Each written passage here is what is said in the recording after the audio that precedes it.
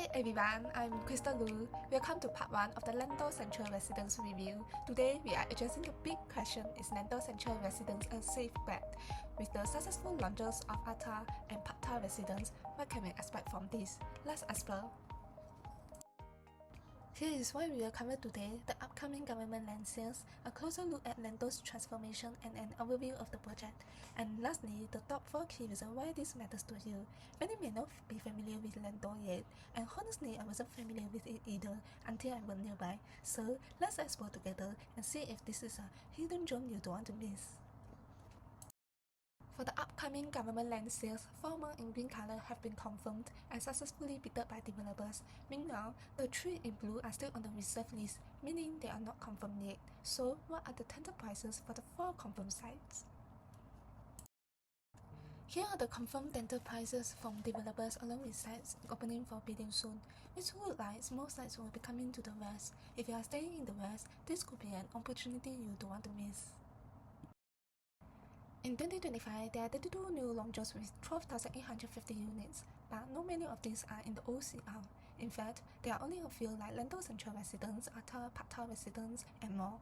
Do you think this supply is enough to serve the existing or future residents entering the private market? With fewer options in the OCR, demand could drive prices up. If you are exploring your options, now is the time to start planning. For more updates on this project, feel free to contact me. So what is so exciting about Lentor? Once acquired residential area in D26 Upper Thomson and Springleaf, Lentor is now undergoing a major transformation into a sustainable pedestrian-friendly neighborhood surrounded by large greenery. Located near the LCR, it's well connected to established areas like Thomson, Amokyo, and Salata. According to the Ministry of National Development, the government plans to add more private housing, transport lanes, and amenities to support both current and future residents, helping to meet the growing demand in the metro Amokyo area. Just as what I thought, I always feel that Lentor could be a future hotspot for development, especially since I used to work around Thomson. This area is actually filled with landed houses and shopping centers, which shows great potential for future growth. Do you know Lentor in Singapore blends the country's architectural history with nature thanks to Hillock Park nearby? Surrounded by landed homes and condos near Yio Chu Kang, it offers both modern living and greenery. A standout feature is Lentor Mansion, a colonial-style clubhouse with a black and white design, spacious veranda, gym, and lounge areas. Developed by Google Land and Hong Leong Holdings, it was named Best Condo Development at the 2024 Property Guru Asia Property Awards. Here is something interesting. Thomsonville completed in 1987 with 255 units across at least 500,000 square feet. Recently secured a successful en bloc sale in 2024 after 5 failed attempts. With a 99-year lease from 1975, why do developers have such strong confidence in the area? I think this could signal a larger government plan to reshape Thomson landscape. It's definitely an area you may want to keep an eye on, especially if you are considering future opportunities. Lentor area sits at the heart of the North Coast Innovation Corridor, a growing business hub from Woodlands to Punggol, focusing on innovation, design, and technology.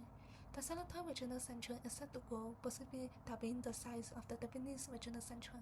The Salata Aerospace Park will be a key employment hub, focusing on training and research. So, with so many job opportunities coming into the area nearby, will government support for new initiatives in this region drive land value up? Lentor could become a prime location with a strong demand, especially as the region grows. There is a good chance of confidence in the market's future growth, making it an area to watch closely. The North Coast Innovation Corridor gains more homes to accommodate population growth, including a new township in Yishun with 10,000 units. About 2,000 units will be built in the Springleaf, which has been rezoned from reserve site to residential. This will become the new Springleaf Docker Township, fully supported by the Docker MRT station, located between Springleaf and Lentor. This means there will be increased demand for these areas in the future. With Lentor being the new township that the government is actively rejuvenating, this presents significant potential growth. Lentor is super well connected with the Thomson East Coast Line, linking you to all the major MRT lines. It just 4 stops to Woodlands North, where the JB Singapore Rapid Transit will start by 2026, great for those who love traveling to JB. Forward is only 6 stops to Sankeykhata MRT and 9 stops to Orchard, where potential tenants might be. Plus, just 2 more stops to Bright Hill and 5 stops to Clementi MRT, which is home to a top universities and connects to the Cross Island Line, set to be completed by 2029. I love how convenient is that. Additionally, the North-South corridor spans 21.5 km connecting the northern and central parts of Singapore. These 3-lane highway links major expressways like the Seletar Expressways, Pan Island Expressways, and East Coast Parkway, making travel smoother and faster.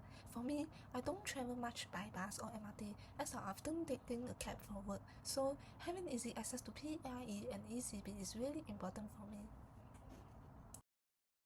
So, is it better to take action before the transformation when prices are lower, or after when the area has improved but prices might be higher? In my opinion, acting before the transformation could offer good potential for capital appreciation, especially with the area's long-term goal. Of course, it comes with some risks, but it could be worth it for those looking to secure early. Now, we will go over the top 4 concerns many of you may have. Oversupply, safe entry and exit, considering factors like the numbers of units, potential buyers, and whether good schools truly guarantee the highest returns. If you are one of them, be sure to watch until the end. First, there are so many condos and units at the Lentor area where we face an oversupply issue. As mentioned earlier, the government is increasing land supply in areas like Ang Mo Kio and Yishun. There are a total of 2,954 units as compared to the total estimated number of HDB flats reaching MOP at 55,000. Is this an oversupply or an undersupply? When there is an undersupply, demand increases, which can lead to rising future prices. Now, some may wonder what if the next 4 land plots are sold at lower prices. Now, let me ask you, if you are a developer, considering factors like high construction costs, interest rates, labor costs, and the harmonization of cost for area, do you think future land prices will increase or decrease? Based on research, we have seen that the average land cost highlighted in blue increases. The new sale average PSF highlighted in orange tends to rise as well. Will you rather enter early at a lower price or wait and risk paying more later? Second, too many units in Lentor, good or bad, will it make it difficult to exit and make money? Take a look at an example like Tertiary at Tampines, which has 2,203 units. A large number of units in the development usually seen a strong market demand. Tertiary at Tampines recorded over 199 transactions showing high market activity. High transaction volumes often indicate market confidence, which could drive prices higher. In fact, profits of up to 676k were seen, illustrating how strong demand can lead to significant price appreciation over time. Same for Riverfront Residence at Hougang. With 169 transactions, it shows strong market demand.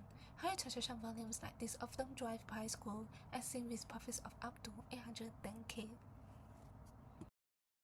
In addition, some wonder if future blocks nearby will be profitable, especially with increased competition leading to lower prices and potentially no profits. Let's look at the Pasir Ris as an example, where there are at least 5 nearby blocks. One of them is Enemy Residence, which TOP in 2013. Looking at the profits, it has gone up to 638k. Now, the second block is the Palette, which TOP in 2015. Even after all these years, the profits have risen up to 960k. Moving on to the third plot, we have the Nets, which received its TOP in 2017. And look at this, profits are doing good, reaching up to 1.25 million.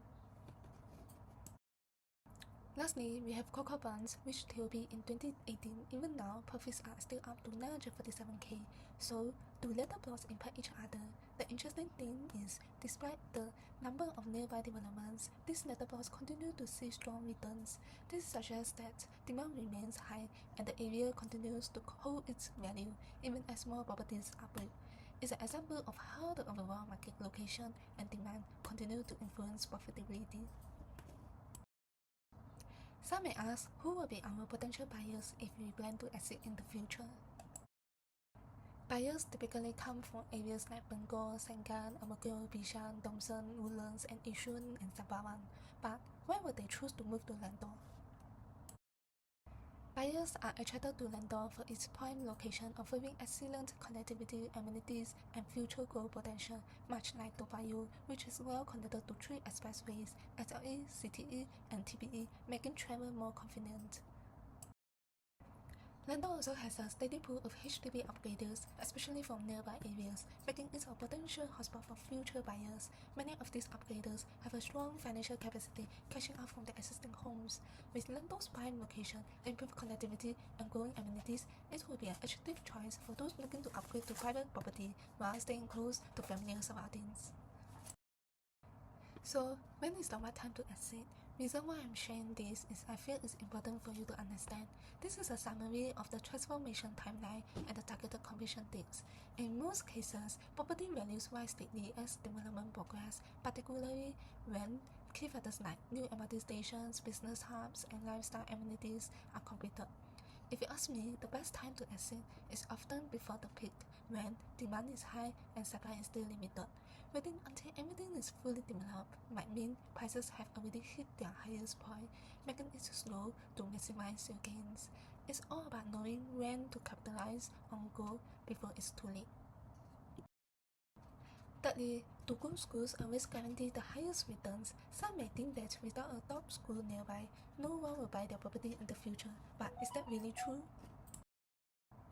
Looking at the comparison between these two condos, Affinity at Serangoon, which is within 1 kilometer of the highly reputable coastal school, and Riverfront Residence at Hougang, which doesn't have top school nearby. Surprisingly, Riverfront Residence saw higher annualized profits.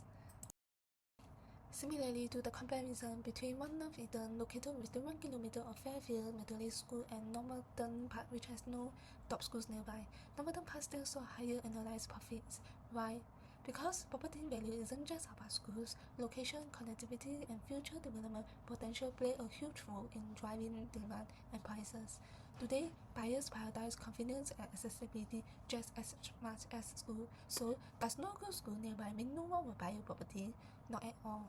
There are many other reasons why a property can still be a good investment. The last two common concerns: is it safe to buy? Let's take a look at 5 nearby projects in Lentor and compare their pricing. Looking at the Lentor clusters compared to other OCL projects, the highest BSF is around 2,800. How does this compare with Lentor? With Lentor Central starting from 19 SS BSF, is it a safe and cheap price? As Lentor is a new township, does a new township experience faster growth than a mature one? The answer is yes. In a new township, everything is still developing, so prices start lower. But as the township matures, prices tend to rise exponentially. For example, look at Jewel in Bangkok. It was once a ghost town, but after development, prices went up. So, looking at Lentor now, are we below market price? Are we entering at a safe price? Is this a high risk or low risk to you? High or low potential for a new township? Why is developer selling at such an attractive price? Does it mean there is no demand for this block? Do you think this way? The question is, do you want the developer to be greedy or more focused on long-term value? Which do you think is better? Here is something interesting. Looking at this table, 5 projects are developed by Land. Land's parent company is Hongleong, and DIT is a joint venture between Hongleong and a Japanese company. The only exception is Hillock, which is under different developers. Now, 5 projects are by one of the same developer. What does that mean for the price? It means the developer has full control over pricing, ensuring they wouldn't undercut each other, providing a level of protection for Lentor. Essentially, the project's value wouldn't be undercut by nearby developments. So, what does it mean for you as a potential buyer or investor? It means there is a less risk of price drops or aggressive underpricing from competing projects. This controlled pricing helps ensure long-term value appreciation for the area. For Hillock, even though it's not from the same developer, even if the average BSF in the area is about 2,200, will you price your project lower or higher to stay competitive and ensure your units move? The average BSF is 2,179, close to other projects. We have come to the end of the video and I hope I can address your concern. If you have any more questions or thoughts, feel free to contact me or drop a comment below. We would love to hear from you. And don't forget to stay tuned for part 2 in the next video, where Eleven will dive into the floor plan comparisons and analysis. I'm sure you wouldn't want to miss it. Please like, subscribe and comment to keep us motivated and bring you more valuable content. Thanks for watching and I will see you in the next video.